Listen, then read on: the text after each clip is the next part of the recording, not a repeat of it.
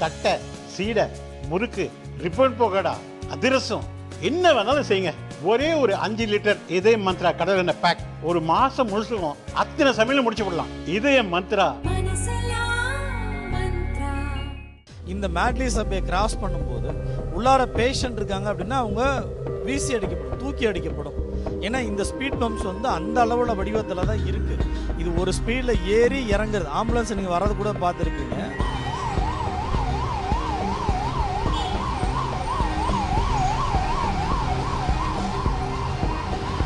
இப்போ இந்த வாகனம் முழுசும் சேக்காகி உள்ளே இருக்கக்கூடிய பேஷண்ட்டுகள் வீசி அடிக்கக்கூடிய வேகத்தில் இருக்கும்.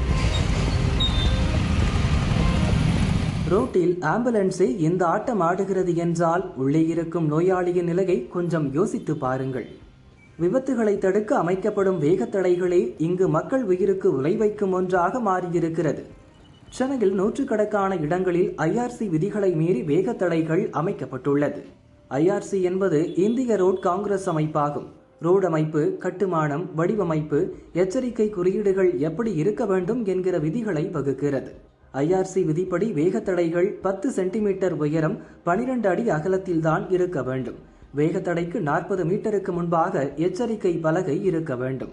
வேகத்தடை மீது பிரதிபலிக்கக்கூடிய தெர்மோபிளாஸ்டிக் பெயிண்ட் பூசி இருக்க வேண்டும். இப்படி இருந்தால்தான் வாகனங்கள் வேகத்தை குறைத்து வேகத்தடை மீது ஏறி செல்லும் போது பெரிய அளவில் குலுங்காது. ஆனால் பெரும்பாலான இடங்களில் இந்த விதிகள் முறையாக கடைபிடிக்கப்படுவதில்லை. அதிலும் சென்னை மாநகராட்சி பகுதிகளில் IRC விதி என்றால் என்னவென்று கேட்கும் நிலையில் இருக்கிறது ரோடுகள். குறிப்பாக Perungalathur railway gate, Aranganathan subway, Jones road, சைதாப்பேட்டையில் இடைவெளி இல்லாமல் டபுள் ட்ரிபிள் என இடைவெளி இல்லாமல் வேகத்தடை அமைக்கப்பட்டுள்ளது. இதனை கடந்து செல்வதற்குள் 4 சக்கர வாகனங்கள் ஆட்டம் கண்டுவிடுகிறது. முதல் வேகத்தடையில் ஏறி இறங்கும் போதே 2 வீலர்கள் ஆஃப் ஆகிவிடுகிறது. இதனை அகற்றிவிட்டு முறைப்படி ஒரு வேகத்தடை அமைத்தால் போதுமானது. விபத்தை தடுக்க அமைக்கப்பட்ட வேகத்தடையாலே அடிக்கடி விபத்துகள் நடக்கிறது என்கின்றனர் அப்பகுதி மக்கள். பெருங்களத்தூர், ஒரு மேட்லி சபே, அரங்கநாதன் சபே, சைதாப்பேட்டை போன்ற இடங்களில் இந்த பம்ப்ஸ்ன்னு சொல்லுவோம், ஸ்பீடு பம்ப்ஸ், ஸ்பீடு பிரேக்கருடைய ரப்பர் ஃபார்மேட்டில் போட்டிருக்காங்க.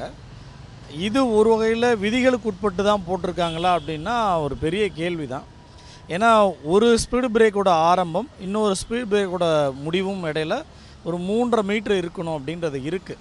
அதே போல் 2 ஸ்பீடு பிரேக் அந்த பம்ப்ஸ்க்கு இடையில் இடைவெளி இருக்கணும். ஒரு வீல் லேண்ட் ஆகி திரும்ப டேக் ஆஃப் ஆகிறதுக்கான இடைவெளி இருக்கணும்.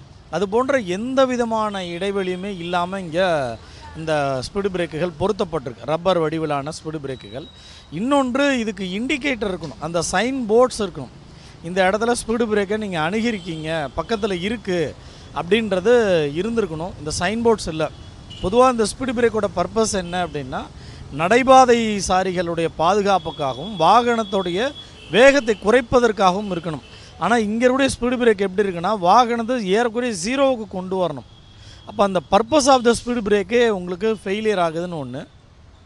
முக்கியமானது ஒரு அவசர கால ஊர்திகள், இப்போ ஆம்புலன்ஸு, அதே போல் தீயணைப்பு வாகனங்கள், இது போன்ற வாகனங்கள் இந்த ஸ்பீடு பம்ப்ஸ்ன்னு சொல்லக்கூடிய இந்த ரப்பர் வடிவிலான ஸ்பீடு பிரேக்கை நீங்கள் அணுகும்போது வண்டி வந்து ஏறக்குறைய 0வாக மாறணும். அப்படி இல்லைன்னா இதை கடக்கிறது ரொம்ப கடினம், ரொம்ப தூக்கி போடும். இப்போ இது என்ன ஆகுனா விபத்துகளை அதிகப்படுத்தும். நீங்கள் ஸ்பீடை ரெடியூஸ் பண்ணுறதுக்காக போட்டிருக்கீங்களா இல்லை ஸ்பீடை 0 ஆக்கிறதுக்காக போகிறீங்களா? ஸ்பீடை 0 ஆக்கிறதுக்காக எந்த வடிவிலையும் ஸ்பீடு பிரேக்கு IRC ஸ்டாண்டர்டில் இல்லை. அப்போ இங்கே பொருத்தப்படக்கூடிய இந்த ஸ்பீடு பிரேக்குகள் வந்து வேகத்தடைகள் வந்து சட்டத்துக்கு உட்பட்டு தான், விதிகளுக்கு உட்பட்டு தான் பொருத்தப்பட்டிருக்கான ஒரு பெரிய கேள்வி தான். அதே போல் இதை கடக்கக்கூடிய வாகனங்கள், இப்போது கேஸ் சிலிண்டர் வாகனங்களாக இருக்கட்டும், மற்ற வயோதிகர்கள் கடக்கக்கூடிய வாகனங்களாக இருக்கட்டும், இது எந்த விதத்திலையும் புதிதாக இந்த ரோடுகளுக்கு வரக்கூடிய அணுகக்கூடிய வாகனங்களாக இருக்கட்டும், இவங்க எல்லாருமே தடுக்கி விழுவுறதுக்கான வாய்ப்புகள் தான் அதிகமாக இருக்குது. சமீபத்தில் இந்த நீங்கள் பார்த்தக்கூடிய இந்த நேரத்தில் கூடிய வாகனங்கள் எந்த அளவுக்கு நிலை தடுமாறக்கூடிய வேகத்தில் இருக்குன்றதை பார்க்கலாம். அப்போ இந்த ஸ்பீடு பிரேக்குகள் முறைகளுக்கு உட்பட்டு IRC ஸ்டாண்டர்டு படி வேகத்தடைகள் வடிவமைக்கணும் சென்னை முழுசுமே. அதே போல் நிறைய இடங்களில் வேகத்தடைகளுக்கு பெயிண்ட் பண்ணுறதில்ல. ஒருவேளை இந்த ஸ்பீடு பிரேக்கில் பெயிண்ட் அடித்து மெயின்டெனன்ஸ் பண்ணணுன்ற அந்த அலட்சிய போக்குனால இது பொருத்தப்படுதா? உண்மையாகவே இந்த வேகத்தடைகள் அமைக்கிறதுக்கான காரணங்கள் என்ன? விதிகளை மீறி விதிகளுக்கு உட்படுத்தப்படாமல் எந்த விதமான சைன்போர்டு எச்சரிக்கைகள் இல்லாமல் ஒரு மிட் டிராஃபிக் இருக்கக்கூடிய இடத்துல இந்த வேகத்தடைகள் பொருத்தப்பட்டால் சரி. ஐஆர்சி அதை தான் சொல்லுது. ஒரு மைனர் ரோட்டில் மிட் டிராஃபிக் இருக்கிற ரோட்டில் பொருத்தலாம். இன்றைக்கி மேட்லி சப்பேன்றதும் அரங்கநாதன் சப்பேன்றதும் ஒரு ஹை டென்சிட்டி டிராஃபிக் மூவ் ஆகக்கூடிய இடங்கள். இந்த இடங்களில் இந்த ஸ்பீடு பம்ப்ஸுகளை பொருத்தி வாகனங்களை இன்னும் டிராஃபிக் அதிகப்படுத்துது. இன்றைக்கி மேட்லி சப்பேயில் இறங்கி ஏறுவதற்கான முழு டிராஃபிக்குமே இந்த ஸ்பீட் பம்ப்ஸ் உருவாக்குறத பார்க்க முடியுது. அப்போது அரசு, மாநகராட்சி நிர்வாகம், போக்குவரத்து காவல் இது ஐஆர்சி ஸ்டாண்டர்ட் படி தான் இந்த வேகத்தடைகள் சென்னை முழுசும் பொருத்தப்படுதா. மோரோவர் டிராஃபிக் அந்த வேகங்களை குறைக்கிறதுக்கு ஒரு 25 கிலோமீட்டர்ஸ் வேகத்தில் வர்றதுக்காக தான் அந்த ஸ்பீடு பிரேக்குகள் பொருத்தணும். அதுதான் விதி.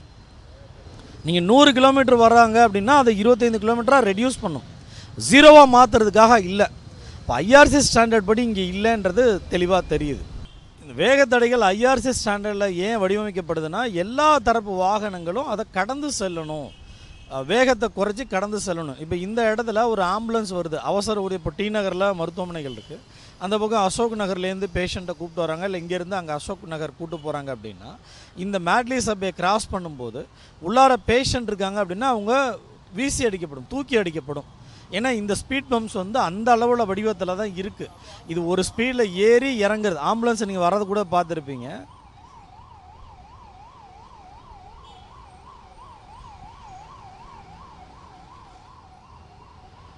இப்போ இந்த வாகனம் முழுசும் சேக்காகி உள்ளே இருக்கக்கூடிய பேஷண்ட்டுகள் வீசி அடிக்கக்கூடிய வேகத்தில் இருக்கும். உள்ளார அங்கே பெட்டில் இருக்கக்கூடிய பேஷண்ட்டுக்கு என்ன விதமான ஒரு அசௌகரியத்தை ஏற்படுத்தும் அப்படின்றது நமக்கு ஒரு பெரிய கேள்வி தான். இப்போ இதை கடக்கக்கூடிய எல்லா வாகனங்களுமே ஒரு ஷேக்கிங்க்கு உட்படுத்தப்படுது.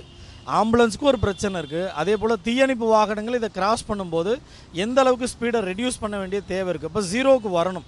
அப்போது ஆம்புலன்ஸோட பர்பஸ் என்னென்னா மிக விரைவில் ஹாஸ்பிட்டலில் மருத்துவமனைகள் அணுகிறதுக்கு. அப்போ இந்த ஸ்பீடு பிரேக் வந்து இன்னும் கொஞ்சம் கூடுதல் நேரத்தை எடுக்கிறத பார்க்க முடியுது. அதே போல் உள்ளே இருக்கக்கூடிய பேஷண்ட்டுகளுக்கு என்ன விதமான அசௌகரியங்களை ஏற்படுத்துன்றது யோசிக்க வேண்டிய சூழல் இருக்குது.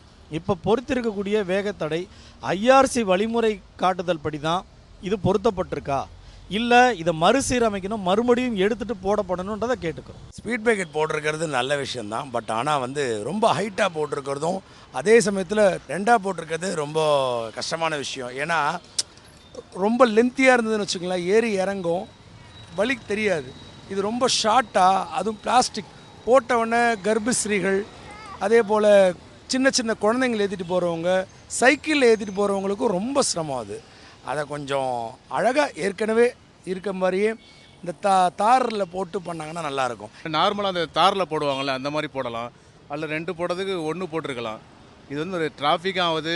2 வீலர் கூட இப்போ ஃபேமிலியாக வர்றாங்க அப்படின்னா கீழே விழுந்துருவாங்க. அப்படி தான் இருக்குது. எப்படி போட்டிருக்காங்கன்னு தெரில. அதுக்கு பேசாமல் பெரிய ஸ்பீட் பிரேக் அந்த தார்லேயே போட்டால் இன்னும் நல்லாயிருக்கும். இது ரொம்ப கஷ்டம்தான். ஆனால் யாரும் கீழே விழுந்தால் தான் அது மாறுமா என்னன்னு தெரியல. இது மாதிரி போட்டாங்கன்னா கீழே விழுணும். நம்மளோட அங்கே ஏற்கனவே அந்த பசங்களோட விழுந்துருக்குறாங்க, போட்டு 2 வாட்டி விழுந்துருக்காங்க. இப்போ நீங்கள் போயிட்டு இருக்கும்போது தான் தெரியுது இனிமேல் விழுந்தீங்க, இனிமேல் யாரும் விழுந்தால் தான் தெரியும். உண்மை பெருசாக விழும்போது தெரியும் உண்மை. அதான் தார் கொஞ்சம் தார் போட்டாங்கன்னா அந்த இது அரங்க சபை இருக்குல்ல, அதில் போட்டாங்கன்னா கரெக்டாக இருக்கும். கஷ்டமாக தான் இருக்குது. ஆமாம், 2 பேர் வரும்போது திடீர்னு சில்பாய் கூட கீழே விழலாம். அதுமாதிரி தடுமாற்றம் வருது. அதில் கொஞ்சம் வயசானவங்க, கொஞ்சம் ப்ரெக்னெண்ட்டாக இருக்கிறவங்க, அதேமாதிரி குழந்தைங்கிட்டு போகிறவங்களாம் கொஞ்சம் தடுமாற்றம் வரும் தான் செய்யும். எதனா ஒரு வெயிட் எடுத்து போனாலே தடுமாற்றம் வரும். இந்த ஸ்பீட் பிரேக்கர் சரியில்லை, வரவங்க போகிறவங்களாம் ரொம்ப கஷ்டமாக இருக்குது. இது இந்த இடத்துல போட்டிருக்கவே வேண்டியதில்லை. இது சரி வரல, எல்லாம் ரொம்ப தடுமாறுறாங்க.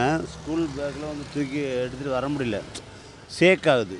இது சரியாக வரல. இது வேறு எதாவது மாற்றணும். இது வர ஸ்கூலில் பேரண்ட்ஸ்க்கே வந்து பைக்கில் வரும்போதெல்லாம் வந்து நிறைய தடுமாற்றம் இருக்குது.